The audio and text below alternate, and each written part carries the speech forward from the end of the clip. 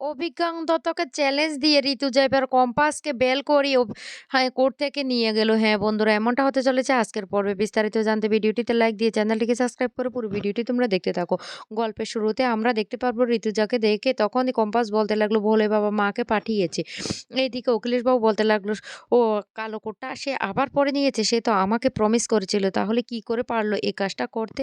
এদিকে অভিজ্ঞান দত্ত ভয় পেতে থাকে। অভিজ্ঞান দত্ত তখন বলতে লাগলো, "ঋতুজা জানতাম অনেক একটা ট্যালেন্টেড। ও ১২ টা কেস লড়েছিল, সমস্ত কেসে ও জিতেছে। আর ও যে আবার ফিরে আসবে সেই কথাটা যদি আগে থেকে জানতাম তাহলে তো আমি আরেকটু সতর্ক হতাম।" এদিকে মুক্তা বলতে লাগলো, "দেখো অখিলেশ তোমাকে না ও কথা দিয়েছিল ও কোনোদিন আর কালো কোট গায়ে পড়বে না।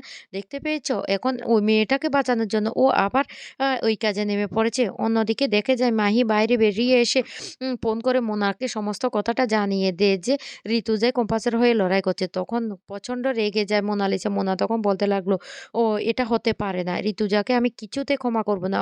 আর ঋতুজা যতই লড়াই করুক না কেন, আমার দাদুর কাছে না ঋতুজা হেরে যাবে। ঋতুজা কিছুতে আমার দাদুর সাথে লড়াই করে টিকতে পারবে না।"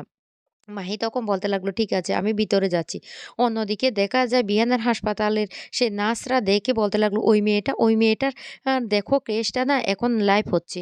আর ওই মেয়েটাকে দেখে না কেমন একটা আমার সুবিধার মনে হচ্ছে না।" তখন অন্যজন বলতে লাগলো, "ওই মেয়েটা আসলে একটা ভালো মেয়ে। দেখে কিন্তু বোঝা যাচ্ছে ও কোনো ও অন্যায় করেনি।" এইদিকে দেরিতে আসায় অভিজ্ঞান দত্ত বলতে লাগলো, "জজ সাহেব এটা তো বাড়ি না, এটা একটা কোর্ট। এভাবে আদালতের সময় অবমাননা করা হয়েছে। তো সেইজন্য আপনি কি উনাকে সুযোগটা দেবেন?" তখনই ঋতুজা বলতে লাগলো, "জজ সাহেব আমি সময়টা দেরি হয়েছে তার জন্য ক্ষমা প্রার্থী। কিন্তু আমি আজকে যথেষ্ট প্রমাণ নিয়ে এসেছি যে কম্পাস ভূমি কোনো অন্যায় করতে পারে না। তার যথেষ্ট প্রমাণ আমার কাছে আছে। তাই আদালতের কাছে আমি লাস্ট বারের মতো একটা সুযোগ চাইছি। আর একটা কথা বলে রাখি, আমরা অনেক সময় এমনও কেস দেখেছি যে কোনো কিছু ভালো করার সাথে না অনেকটা সময় যদি আমাদের ব্যয় করতে হয় তাতেও কিন্তু আমরা ব্যয় করি।" তখন জজ সাহেব এই কথাটা শুনে বলতে লাগলো, "একদম ঠিক কথা। অভিজ্ঞান বাবু আপনি কি আমাকে শিখিয়ে দেবেন কোনটা ভালো কোনটা মন্দ?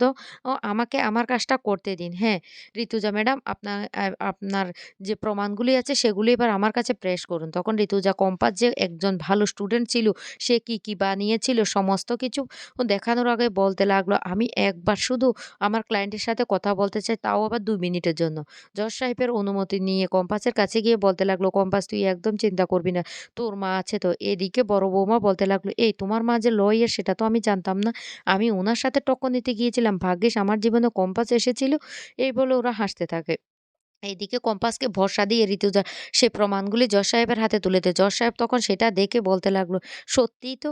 আর তখন ঋতুজা বলতে লাগলো, "ওর মার্ক দেখলে তো বোঝা যায় যে ও কতটা ট্যালেন্টেড একজন ছাত্রী।" তখন অভিজ্ঞানবাবু বলতে লাগলো, "শুনুন জজ সাহেব, এতে তো প্রমাণিত হয় না যে নিজের স্বামীকে বিষাক্ত কেমিক্যাল দিয়ে মেরে ফেলার চেষ্টা করছে তার মতো কুখ্যাত খুনিকে না কিছুতেই বিশ্বাস করা যায় না।" ঋতুজা তখন বলতে লাগলো, আমার ক্লায়েন্টের বিরুদ্ধে যে কথাগুলি বলছে সমস্ত কিছু প্রমাণ নয়। যতক্ষণ না পর্যন্ত একজন মানুষের বিরুদ্ধে সমস্ত প্রমাণ না আসে ততক্ষণ তাকে কিন্তু অপরাধী বলা যায় না।" তখন এই কথা শুনে জজ সাহেব বলতে লাগলো, "একদম ঠিক কথা বলেছেন। অভিজ্ঞান বাবু আপনি না আপনার জায়গায় বসুন।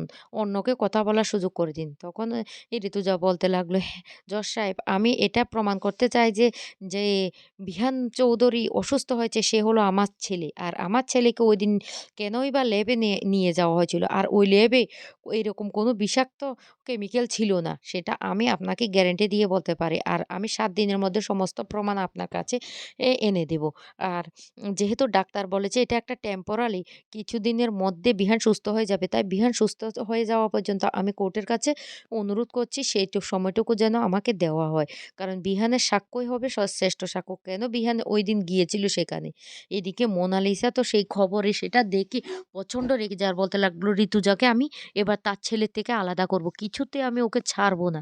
এদিকে ভয় পেতে থাকে অখিলেশ আর মুক্তা। মুক্তা তখন বলতে লাগলো, অখিলেশ দেখতে পাচ্ছ?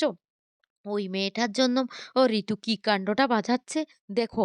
তখন অভিজ্ঞান দত্ত বলতে লাগলো, "যে নিজের ছেলেকে মেরে ফেলার চেষ্টা করছে তার হয়ে এই কথাটা বলতে তখন ঋতুজা রেগে গিয়ে বলতে লাগলো, "ও আমার ক্লায়েন্টকে এইভাবে বারবার করে অপমান করতে পারে না। কারণ আমার ক্লায়েন্ট এখনো যে অপরাধী সেটা কিন্তু প্রমাণিত হয়নি যশ সাহেব।" যশ সাহেব তখন বলতে লাগলো, "একদম ঠিক কথা। অভিজ্ঞান বাবু আপনি কিন্তু অনেকটা বাড়াবাড়ি শুরু করে দিয়েছেন।" এদিকে মোনার মা বলতে লাগলো, "ভগবান, ভগবান মেয়েটা যেন নির্দোষ প্রমাণিত হয়ে যেতে পারে। এইটুকু শুধু আমি তোমার কাছে কামনা করি।" এদিকে বিহানের কাকিমারা বাড়িতে খবরের সবটা দেখে খুব খুশি হতে থাকে আর বলতে লাগলো, "ও বাহ! বাহ! কম্পাসকে তাহলে বর্দি বাঁচিয়ে নেবে। খুব ভালো লাগছে দেখতে পেয়ে।"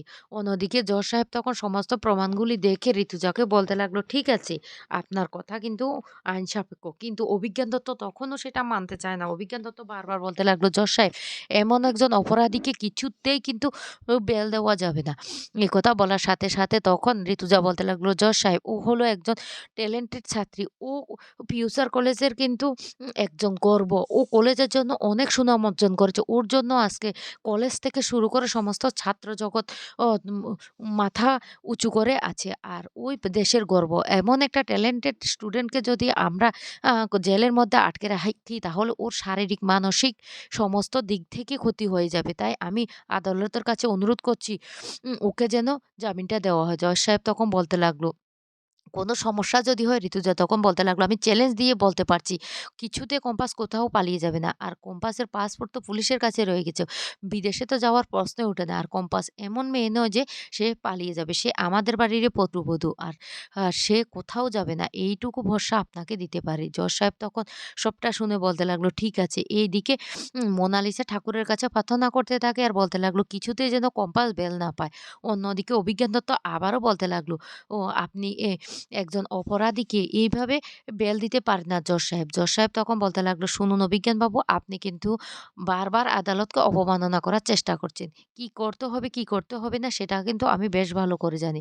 তখনই ঋতুজা বলতে লাগলো, "শুনুন অভিজ্ঞানবাবু, আপনাকে একটা কথা বলি, আপনি কিন্তু অনেকের অনুপ্রেরণা হতে পারতেন। আপনি না সেই জায়গাটা আপনি নিজে রাখলেন না। অনুপ্রেরণা তো দূরের কথা। আপনি এইভাবে একটা মেয়েকে ফাঁসানোর জন্য মিথ্যে এসে জড়িত হয়ে পড়ছেন সেটা না আমি ভাবতেই পারছি না।" তখন অভিজ্ঞানবাবু বলতে লাগলো, "দেখুন, দেখুন জজ সাহেব আমাকে কিভাবে ভরা-কোটা অপমান করছে।" তখনই জজ সাহেব বলতে লাগলো, "ঋতুজা ম্যাডাম আপনি নিজেকে কন্ট্রোল করুন।" আর আদালত সমস্ত সাক্ষ্য প্রমাণ দেখে এই সিদ্ধান্তে মর্মিত হয় যে কম্পাস ভূমিকে বেল দেওয়া হলো। আর ৭ দিন সময় দেওয়া হলো ও সমস্ত প্রমাণগুলি যেন নিয়ে আসা হয় বিহান চৌধুরী সুস্থ হয়ে যাওয়ার পর।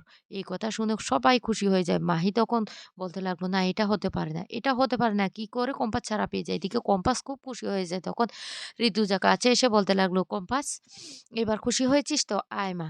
তোকে এইভাবে ওরা জেলের মধ্যে আটকে রাখতে পারে না।" অন্যদিকে দেখা যায় মুক্তি প্রচণ্ড রেগে তাকিয়ে থাকে সেই ঋতুর দিকে আর বলতে লাগলো, "এটা ঋতু করতে পারে না। এটা হতে পারে না।" অভিজ্ঞানবাবু তখন বলতে লাগলো, "এভাবে অপরাধীকে আপনারা খোলা আকাশে ছেড়ে দিতে পারেন না জজ সাহেব।" জজ সাহেব তখন আবারও রেগে যায় অভিজ্ঞান দত্তের উপর। আর বলতে লাগলো, "নিজেকে সংযত করার চেষ্টা করুন। আপনি এভাবে কথা বলতে পারেন না।" এরপরে কম্পাসকে জড়িয়ে ধরে ঋতুজা কান্না করে দেয় আর বলতে লাগলো, "আমি জানি, আমি জানি তোকে মিথ্যা কেসে ফাঁসানো হয়েছে। আর খুব শিগগিরই আমি সেটা সবার সামনে প্রমাণ করে দেব। আর একটা কথা বলে রাখি অভিজ্ঞানবাবু, জীবনে ভেবেছিলাম কোনোদিন এই কালো কোটটা আর শরীরে জড়াবো না। কিন্তু সেটা জড়াতে বাধ্য হয়েছে আপনাদের কিছু লোকের কারণে। একটা আ অ বুঝ মেয়েকে আপনারা এইভাবে ফাঁসিয়ে দিয়েছেন। তাই আমাকে তো কোটটা জড়াতে হয়েছে। যেহেতু কোটটা গায়ে জড়িয়ে নিয়েছি, তাই এবার সবার মুখোশ এঁকে, এঁকে আমি আদালতে টেনে খুলবো। আর আপনার কাছে তো আমি হেরে যাব না। সেটা আপনি বেশ ভালো করে জানেন।" এই বলে চ্যালেঞ্জ ছুড়ে দিয়ে কম্পাসকে নিয়ে কোর্ট থেকে চলে যায় ঋতুজা। তো বন্ধুরা কেমন লাগলো আজকের